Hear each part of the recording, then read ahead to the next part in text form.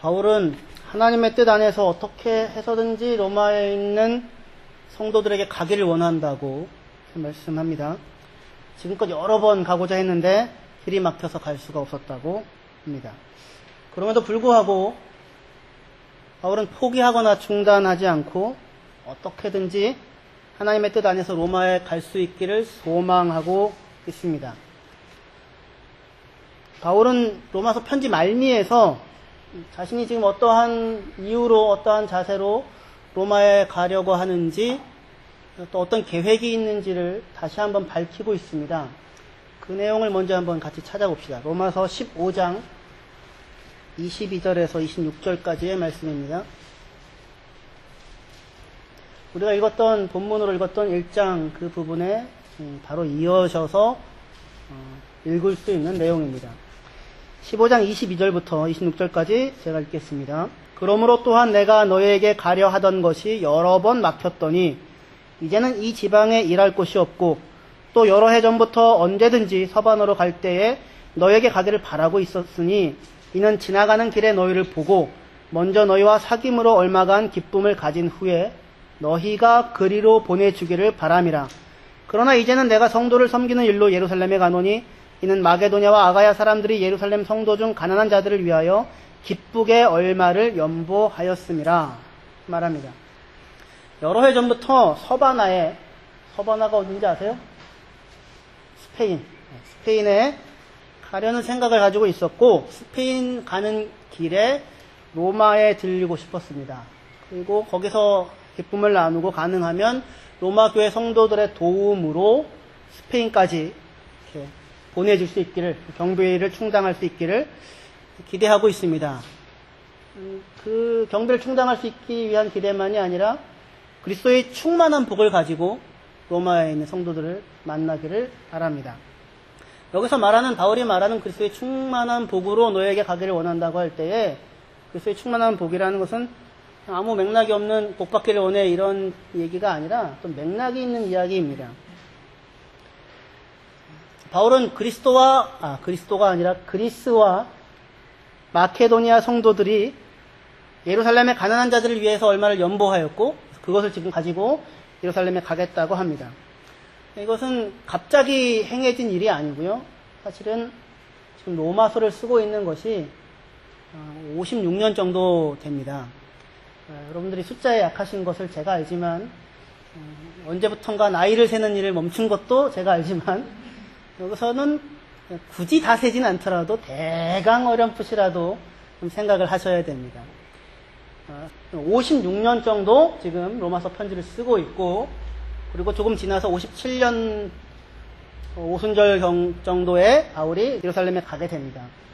1년, 2년 차이가 있을 수 있지만 그런데 한 8년 정도 전에, 편지 쓰기 한 8년 정도 전에 이미 예루살렘에 바울이 있었고 거기 공회에서 이방인들이 유대인들과 동일한 하나님의 백성이냐, 예수를 믿는 것으로 충분하냐, 그런 이제 논쟁이 있었고 충분하다, 그런 결론이 났습니다. 그때 이제 야고보가 이방인들에게 더 이상 다른 거 요구할 것 없고 회당에서 늘 가르치던 몇몇 규율만 유대인들을 생각해서 이방인들이 삼가했으면 좋겠고 다만 유대에 있는 가난한 사람들을 좀 기억해줬으면 좋겠다. 바울이 그거 나 예전부터 늘 하던 일이었다. 그렇게 하여서 그 이후, 사실은 그 전부터일 수 있겠지만 바울은 가는 곳마다 복음을 전하고 복음을 전하여 이방인 교회가 서면 예루살렘의 가난한 이들을 위한 연보를 시작했었던 것입니다. 오랜 세월 해온 거예요.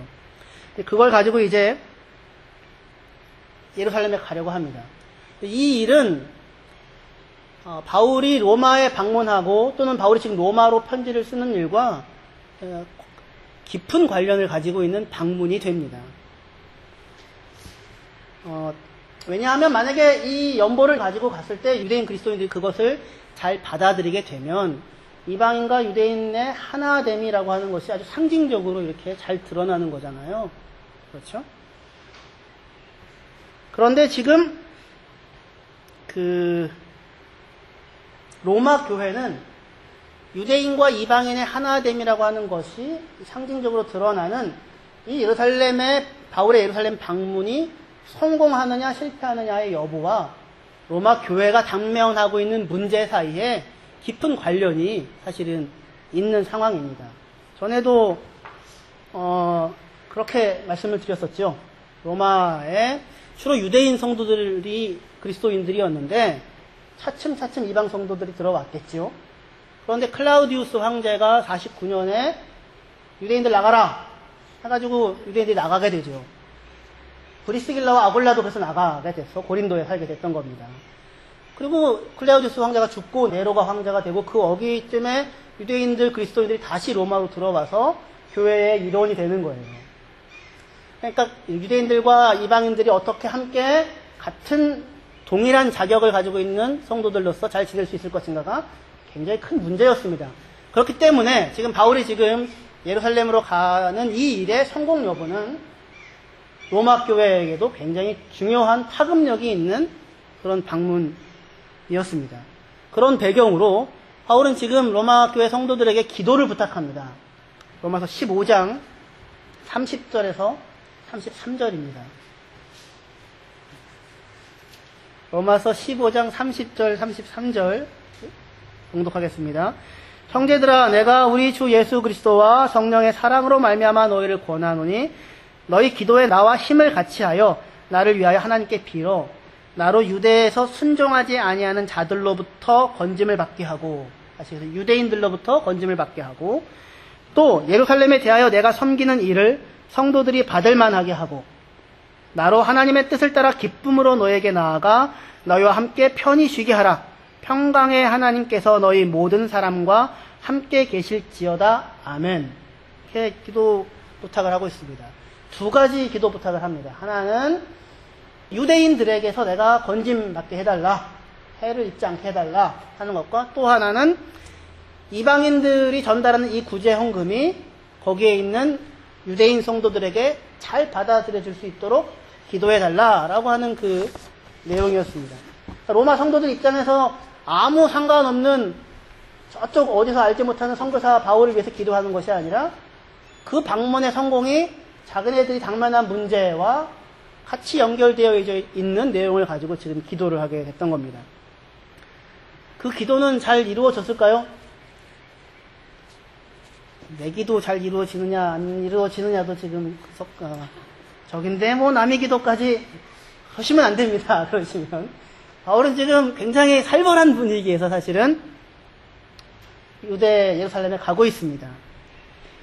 우리는 유대인들에게 건짐받기를 바란다, 그걸 위해 꼭 기도해달라라고 하는 바울의 이 기도 제목이 별로 마음에 와닿지 않을지 모르겠지만 바울에게는 아주 심각한 기도 제목입니다.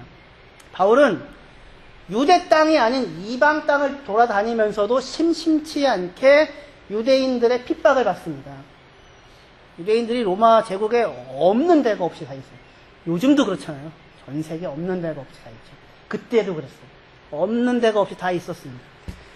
한 번은 바울이 루스드라에서 전도할 때 다른 지역에 사는 안디옥이나 이고니온에서 사는 유대인들이 일부러 찾아와가지고 소동케에서 바울을 돌로 쳐가지고 죽은 줄 알고 도시 밖에, 성 밖에 버리고 갔던 그런 일도 있을 만큼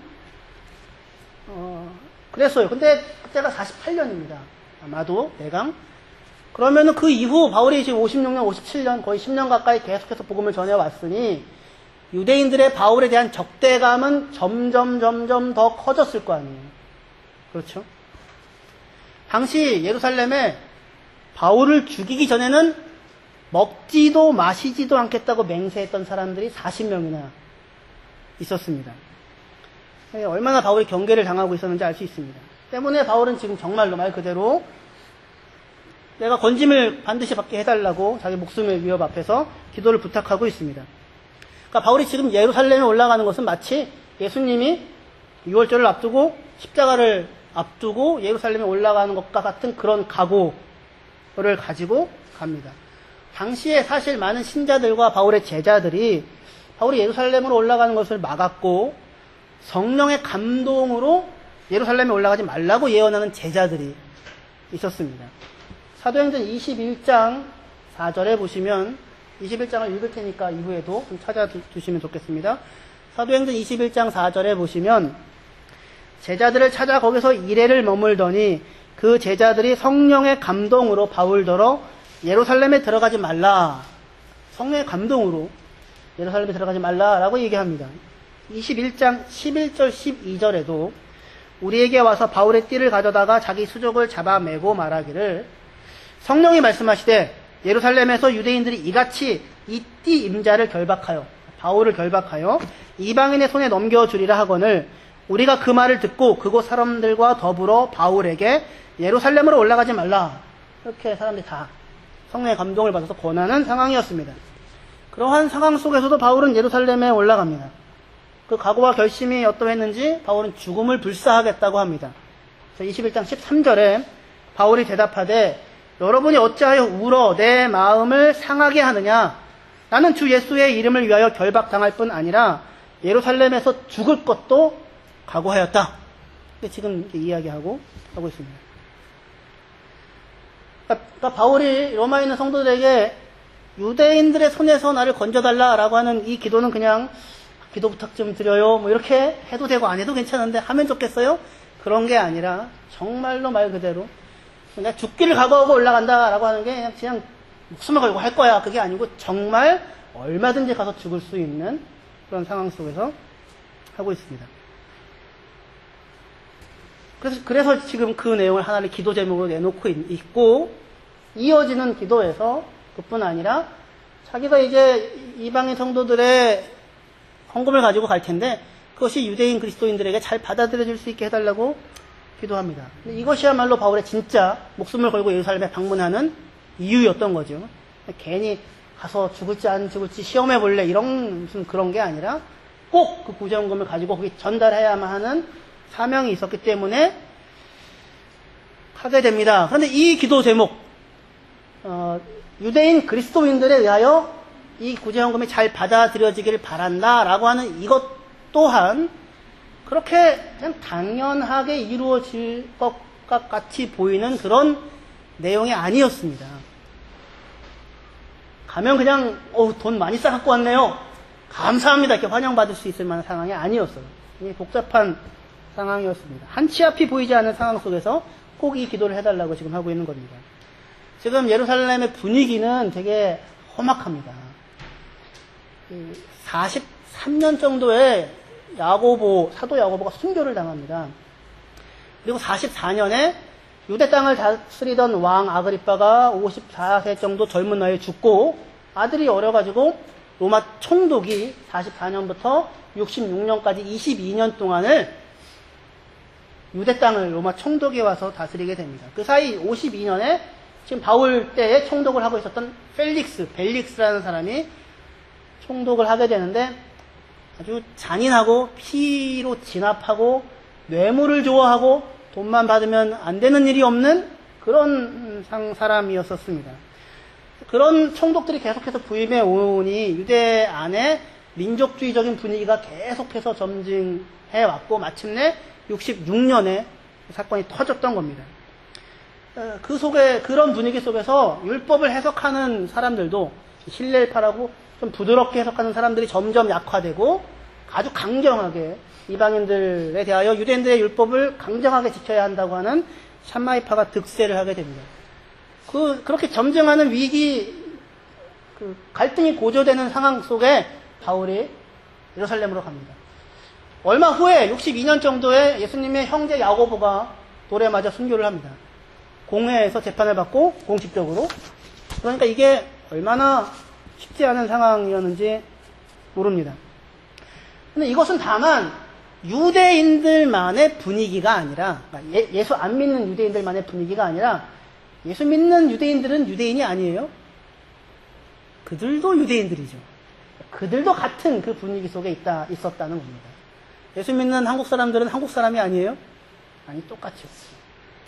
일제시대 때 우리의 나라는 천국이지 이 나라는 아니야 라고 해서 넉넉히 그리스도인들이 있었던 것이 아니라 열심히 독립운동에 더욱더 열심히 참여했었지 않았습니까? 그러니까 유대인은 그리스도인 유대인들 이 사람들도 마찬가지로 당시 분위기 속에서 동일하게 민족주의적인 경향이 급증하고 율법에 대한 충성이 아주 높아지는 그런 상황이었습니다. 그러니까 다시 말해서 바울이 가지고 가는 이방인들의 구제헌금을 받아들이는 것 자체가 당시 유대의 종교적 분위기 속에서 굉장히 쉽지 않은, 상당히 불편한 일이 될 수도 있는 그런 상황이었습니다. 유대인들의 배타성만 증가했던 게 아니고 유대인 그리스도인들의 율법에 대한 배타성도 증가가 되었습니다. 그래서 그 사이에 여기저기서 이방인 교회에 와가지고 너 할례 행해야 돼. 할례 안 행하면 진짜 하나님의 백성 아니야. 라고 문제를 일으키는 유대인 그리스도인들이 그 사이에 많이 생겨서 다녔던 겁니다. 그러니까 갈라디아서도 쓰여진 것이고 로마서도 지금 쓰여지게 된 겁니다. 그게 그 분위기예요. 그런 속에서 바울의 방문이 어떻게 받아들여졌는지 사도행전 21장 17절부터 제가 읽도록 하겠습니다. 26절까지인데요. 예루살렘에 이르니 형제들이 우리를 기꺼이 영접하거늘 그 이튿날, 지금 바울이 지금 예루살렘에 도착한 겁니다. 형제들이 영접합니다. 18절, 그 이튿날 바울이 우리와 함께 야고보에게로 들어가니 장로들도 있더라. 바울이 무난하고 하나님이 자기의 사역으로 말미암아 이방 가운데 하신 일을 낱낱이 말하니 그들이 듣고 하나님께 영광을 돌리고, 여기까지 좋죠? 그죠? 이방의 사역의 성과를 이야기하자 하나님께 영광을 돌립니다. 그러니 그게 끝이 아니라 이르되 형제요 그대도 보는 바에 유대인 중에 믿는 자 수만 명이 있으니, 그리스도인들입니다. 유대인 그리스도인들이 수만 명이 있으니 다 율법의 열성을 가진 자라. 내가 이방에 있는 모든 유대인을 가르치되 모세를 배반하고 아들들에게 할례를 행하지 말고 또 관습을 지키지 말라고 그렇게 이야기한다는 그 소문을 이 사람들이 듣게 되었다. 사실은 아닌데 소문을 들은 겁니다. 22절에 그러면 어찌할꼬 그들이 필연 그대가 온 것을 들으리니 우리가 말하는 이대로 하라. 서원한 네 사람이 우리에게 있으니 그들을 데리고 함께 결례를 행하고 그들을 위하여 비용을 내어 머리를 깎게 하라. 그러면 모든 사람이 그대에 대하여 들은 것이 사실이 아니고 그대도 율법을 지켜 행하는 줄로 알 것이라. 주를 믿는 이방인에게는 우리가 우상의 제물과 피와 목매어 죽인 것과 음행을 피할 것을 결의하고 편지하였느니라 하니, 바울이 이 사람을 데리고 이튿날 그들과 함께 결례를 행하고 성전에 들어가서 각 사람을 위하여 제사 드릴 때까지 결례 기간이 만기된 것을 신고하니라. 이렇게 지금 되어져 있습니다. 그러니까 바울이 그러니까 예루살렘에 왔을 때 바울은 동료 유대인 그리스도인들, 그죠? 동료 유대인 그리스도인들의 마음을 진정시키기 위해서 바울 자신 또한 모세 율법을 지켜 행하는 자임을 나타내 보여야만 했던 정도의 상황이 당시 예루살렘의 유대 사회의 상황이었습니다. 그런 상황 속에서 과연 이방인 그리스도인들이 아무 문제 없이 유대인 그리스도인들과 똑같은 수준의 하나님의 백성으로 쉽게 받아들여졌을 수 있었을까요?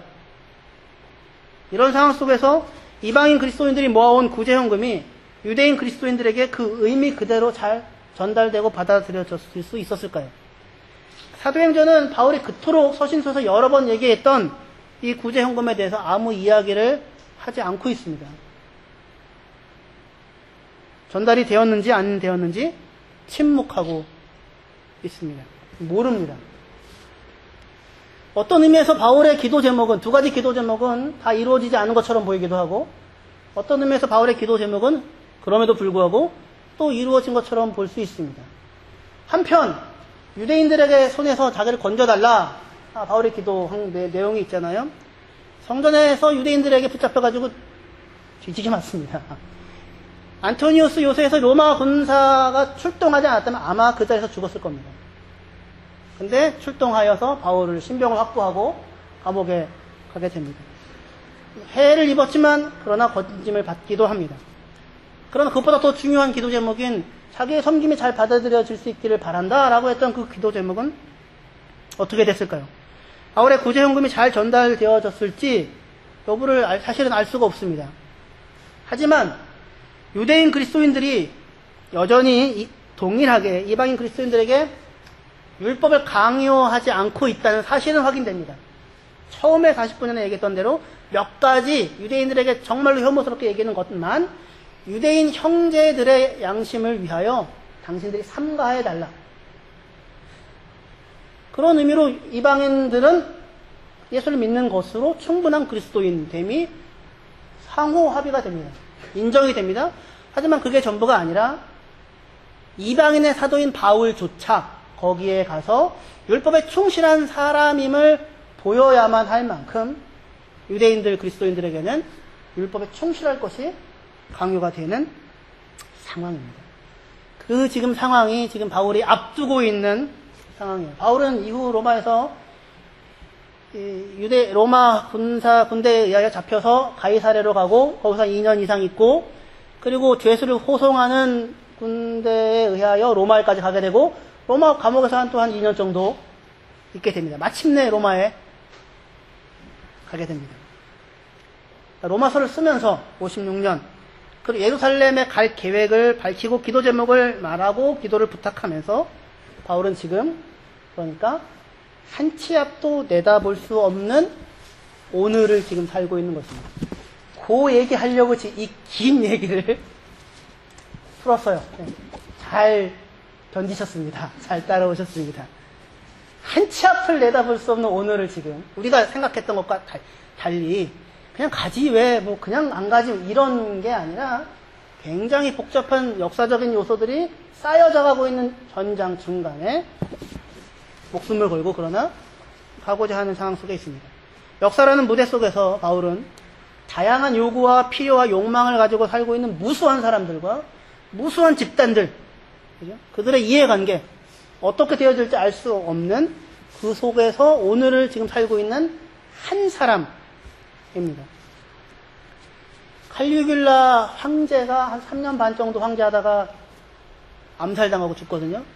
그리고 클라우디우스가 황제가 되고 49년에 유대인 다 쫓아내고 들어오게 하고 그 덕분에 브리스길라와 아굴라가 바울을 만나기도 하고, 그리고는 죽고 54년 네로가 황제가 되고, 네로는 또 그 이후에 로마 화재 일어나고 그리스도인을 박해해가지고 다 죽이고, 베드로나 바울도 어쩌면 이 기간에 순교를 당했을지도 모르고, 그런 큰 배경 뿐 아니라 유대 땅을 다스리던 아그리빠가 계속해서 다스렸으면 좋았을 텐데 생각보다 일찍 54세 정도 됐을 때 죽고, 아들은 한 17살 정도로 어려서 왕위를 이을 수 없고, 그래서 로마 총독들이 한 22년 정도 44년에서 66년 동안 다스리면서 잔인하게 폭력과 착취와 잔인한 통치로 다스린 결과 유대 민족주의들이 강화되고, 그리고 이제 대대적인 봉기가 일어나고, 로마서 쓰고 있는지 로마 간지 한 10년도 안 된 그 사이입니다.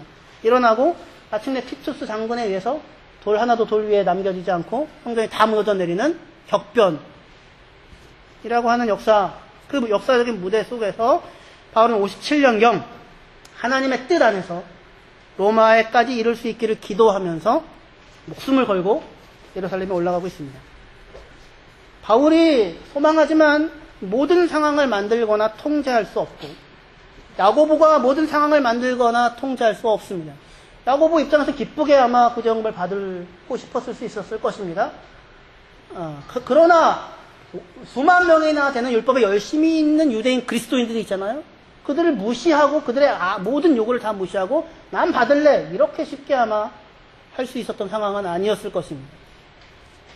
야고보도 모든 상황을 만들거나 통제할 수가 없습니다. 유대인들이 모든 상황을 만들거나 통제할 수가 없고, 유대인 그리스도인들이, 이방인 그리스도인들이 전달하면 그냥 무조건 받는, 얼씨구나 하고 받는 그런 상황이 있을 수가 없습니다. 유대 총독으로 있던 벨리스나 베스도나 유대왕 아그리빠나 나아가 클라우디우스나 네로 같은 황제들, 그 권력이 있다고 하여서 그들이 모든 상황을 만들거나 통제할 수 있었던 것이 아닙니다. 상황이 어떻게 흘러갈지,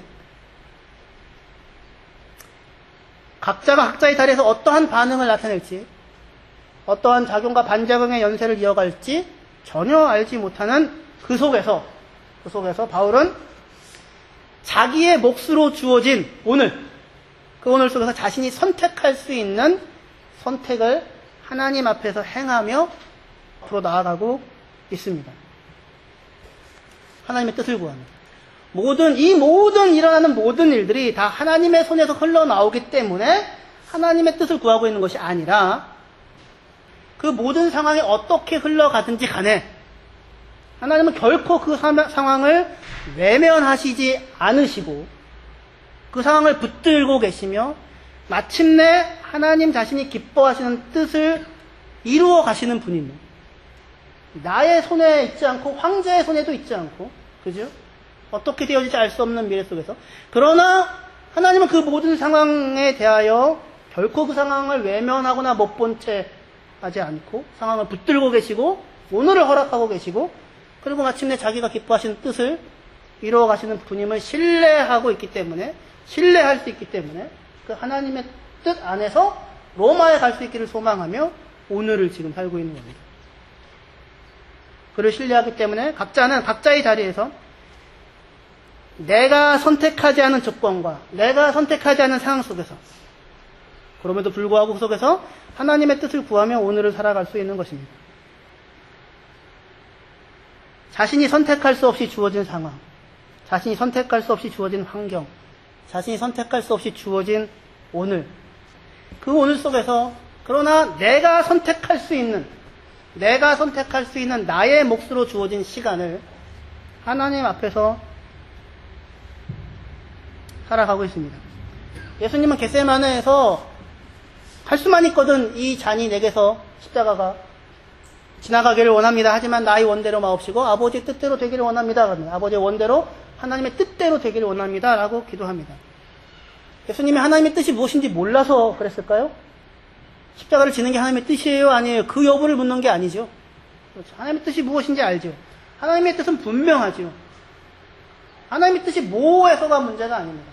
하나님의 뜻은 분명합니다. 문제는 그 분명하신 뜻하심을 나의 선택으로 삼아 그 뜻에 복종하고 순종하는 우리의 싸움입니다. 그것을 할 수 있는 오늘입니다. 하나님의 뜻은 모호하지 않고 분명합니다. 모든 만물이 허무한데 굴복하는 것을 멈추고 썩어짐의 종로로 탄 데서 해방되어 하나님의 자녀의 영광의 자유에 이르는 것이 하나님의 뜻입니다. 하나님의 뜻은 분명합니다. 땅에 있는 모든 족속이 예수 그리스도 안에서 생명을 얻고 복을 얻고 영생을 얻는 것입니다. 하나님의 뜻은 분명합니다. 악을 행하는 자들이 돌이켜 선을 행하고 그 행하는 선과 의로 인하여 생명을 얻는 것입니다. 하나님의 뜻은 분명합니다. 십계명에 나와 있죠. 사람들이 헛된 것을 섬기지 않고 예배하지 않고 하나님을 예배하고 하나님의 형상으로 지음받은 존귀한 사람들을 사랑하며 사는 것입니다. 하나님의 뜻은 모호하지 않고 분명합니다. 로마서 12장 이후에 계속해서 하나님의 뜻을 바울이 이야기합니다. 그러므로 내가 하나님의 모든 자비하심으로 너희를 권하노니 너희 몸을 하나님이 기뻐하시는 거룩한 산 제사로 드리라. 이것이 너희의 마땅한 예배다. 너희는 이 세대를 본받지 말고 오직 마음을 새롭게 함으로 변화를 받아 하나님의 선하시고 기뻐하시고 온전하신 뜻이 무엇인지 분별하도록 하라. 그리고 그 이후에 나오는 모든 얘기들이 명백한 하나님의 뜻입니다. 선을 행하라. 악을 미워해라. 원수를 저주하지 말고 축복해라.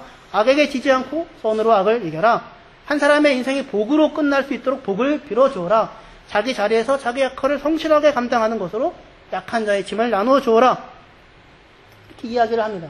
그렇게 이야기를 하면서 하나님의 뜻을 분별하라 라고 이야기하고 바로 이어서 바울은 마땅히 생각할 그 이상의 생각을 품지 말고 하나님께서 나눠주신 믿음의 분량대로 지혜롭게 생각하라 라고 하는 말을 이어서 덧붙이고 있습니다. 무슨 얘기입니까? 마땅히 생각할 그 이상의 생각을 품지 말고 하나님께서 나눠주신 믿음의 분량대로 지혜롭게 생각하라. 오늘을 살라는 얘기입니다. 그 모든 일들이 수많은 사람들의 요구와 필요와 상황 속에서 어떻게 흘러나가게 될지 알지 못하죠. 그 속에서 각자가 자기에게 주어진 조건 속에서, 자기에게 주어진 환경 속에서 하나님을 신뢰하면서 오늘을 살라는 것이 마땅히 생각할 그 이상의 생각을 품지 말고 지혜롭게 생각하며 살라는 겁니다. 전체를 다 붙잡아야지 사는 것이 아니라 부분을 살고 있으니 부분을 감당하라는 겁니다. 부분을 살아내십시오. 그 모호함을, 그러나 하나님의 뜻을 믿고 신뢰하며 하나님께서 그 오늘을 알고 계시며 외면하지 않고 계시며 마침내 자신의 선하신 뜻을 이루어 가시는 분이시다 라고 하는 신뢰 가운데서 내 주어진 조건 가운데 오늘을 사는 겁니다. 다니엘은 그렇게 신앙이 좋았지만 바벨론에 포로로 끌려갑니다. 그죠? 사드락과 메삭과 아벳느고도 그렇게 신앙이 좋았지만 불구덩이에까지도 던져집니다. 포로로 끌려갔을 뿐만 아니라 상황과 조건과 환경을 자신이 선택하지 않습니다. 하지만 주어진 조건과 정황과 상황 속에서 오늘을 어떻게 살 것인가는 내가 살 수 있습니다. 예수님도 똑같이 특정한 시간과 공간과 역사, 정치, 종교적 상황 속에서 목수의 아들로 특정한 조건 속에 들어와서 오늘을 살아가게 됩니다. 주어진 조건을 감당하라 라고 하는 것이 꿈을 꾸지 말라는 얘기가 아닙니다. 꿈꾸지 마십시오. 그 얘기가 아닙니다. 바울은 오늘을 살지만 스페인까지 전도할 것을 꿈꿉니다. 다니엘은 70년이 지나자 포로로 귀환할 것을 꿈꿉니다. 그뿐 아니라 나아가서 온 세상이 하나님 나라가 될 것을 바벨론에 있으면서 꿈꿉니다. 야고보는 갈등 상황 속에서 어떻게 조정해야 될까의 선택 상황 가운데 있지만 유대인 그리스도인들이 신앙과 삶의 일치를 통하여 선한 영향력을 유대 사회에 발휘할 것을 꿈꿉니다. 예수님은 십자가를 통해서 인류의 구원을 꿈꿉니다. 온 세계를 향하여 꿈꿉니다. 그렇지만 어디에서요? 각자 자기 자리에서 주어진 조건 속에서 바벨론에서 감옥에서 텐트 만드는 현장에서 갈등 상황 속에서 시장에서 십자가에서 자기 몫으로 주어진 오늘을 살아내는 것으로 하나님의 뜻을 구하며 꿈을 꿉니다. 이 내용을 잘 요약해서 정리해주는 부분이 있어서 그것을 읽고 정리하고 마치도록 하겠습니다. 에베소서 5장 10절부터 보시도록 하겠습니다. 에베소서 5장 10절부터 22절까지의 말씀을 읽도록 하겠습니다. 주를 기쁘시게 할 것이 무엇인가 시험하여 보라. 시험하여 보라 라는 말이 주의 뜻이 무엇인가 분별하라 라고 하는 로마서의 말과 똑같은 단어를 쓰고 있습니다. 같은 얘기입니다. 너희는 열매 없는 어둠의 일에 참여하지 말고 도리어 책망하라. 그들이 은밀히 행하는 것들은 말하기도 부끄러운 것들이라. 그러나 책망을 받는 모든 것은 빛으로 말미암아 드러나나니 드러나는 것마다 빛이니라. 그러므로 이르기를 잠자는 자여 깨어서 죽은 자들 가운데서 일어나라. 그리스도께서 너희에게 비추이시리라 하였느니라. 그런즉 너희가 어떻게 행할지를 자세히 주의하여 지혜 없는 자같이 하지 말고 오직 지혜 있는 자같이 하여 세월을 아끼라. 때가 악하니라. 그러므로 어리석은 자가 되지 말고 오직 주의 뜻이 무엇인가 이해하라. 술 취하지 말라. 이는 방탕한 것이니 오직 성령으로 충만함을 받으라. 시와 찬송과 신령한 노래들로 서로 화답하며 너희 마음으로 주께 노래하며 찬송하며 범사의 우리 주 예수 그리스도의 이름으로 항상 아버지 하나님께 감사하며 그리스도를 경외함으로 피차 복종하라. 아내들이여 자기 남편에게 복종하기를 주께 하듯 하라. 거기까지만 읽겠습니다. 남편들아 아니고 남편들아 말고 술 취하지 말라. 방탕한 것이 성령 충만을 받으라. 그것이 가장 나쁜 일이기 때문에 가장 극악무도한 일이기 때문에 하지 말라는 게 아니라 그게 방탕이기 때문에 그 자리에 빠져가지 말라는 겁니다. 다시 얘기해서 시간을 그저 흘려보내지 말라는 겁니다. 시간을 그저 흘려보내지 말라는 것이 게으르지 말아라는 뜻이 아닙니다. 그런 게 아니고 주어진 조건을 원망하고 분노하는 것으로, 그래서 술 먹고 푸는 것으로, 술 먹고 하루하루 자신의 조건과 상황과 환경 때문에 원망하고 원한을 풀어내는 것으로 인생을 헛되이 보내지 말라는 것입니다. 허락되는 오늘의 범사에 감사하고 항상 노래하고 기뻐하는 것으로 오늘을 살라고 이야기합니다. 우리가 선택할 수 있는 것이 인생에 얼마나 많이 있을까요? 얼마나 많은 것을 선택하며 살아왔습니까? 그 선택은 주어진 조건과 관계없이 이루어지지 않을 겁니다. 조건에 근거하여서 아마 선택할 것입니다. 아이가 셋이 되면 이혼을 하고 싶어도 할 수가 없습니다. 이혼할 조건이 되지 않습니다. 그 얘기 아세요? 아이가 둘일 때까지만 해도 이혼율이 꽤 돼요. 근데 아이가 셋이면 10% 이하로 떨어진답니다. 이혼을 할 수가 없는. 그래서 우리나라 옛 얘기에도 아이를 셋을 낳아야 그 천사 옷을, 선녀 옷을 셋 난 이후에는 내줘도 괜찮다. 올라갈 수 있는 조건이, 헤어질 수 있는 조건이 안 되는 거죠.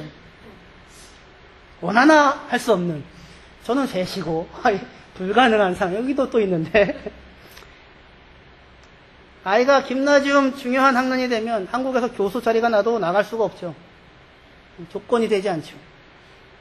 주어진 조건 속에서 그 허락된 조건에 분노하고 원망하고 술로 하루하루를 달래는 것으로 살고 있지 말고 어떻게 지금 살아가고 있는지를 자세히 생각하여 보고 곁에 묶여주신 사람들, 그 뒤에 그렇게 가면 곁에 묶여주신 사람들, 아내, 남편, 자녀, 부모, 직장 동료, 이웃, 상사, 국가, 내가 놓여진 그 자리, 내가 원하지 않았으나 주어진 조건과 자리 속에서 그리스도를 경외함으로, 하나님의 선하심을 믿고 신뢰함으로, 범사에 감사함으로, 항상 찬양하며 노래하며 기뻐하며 오늘을 살라고 합니다.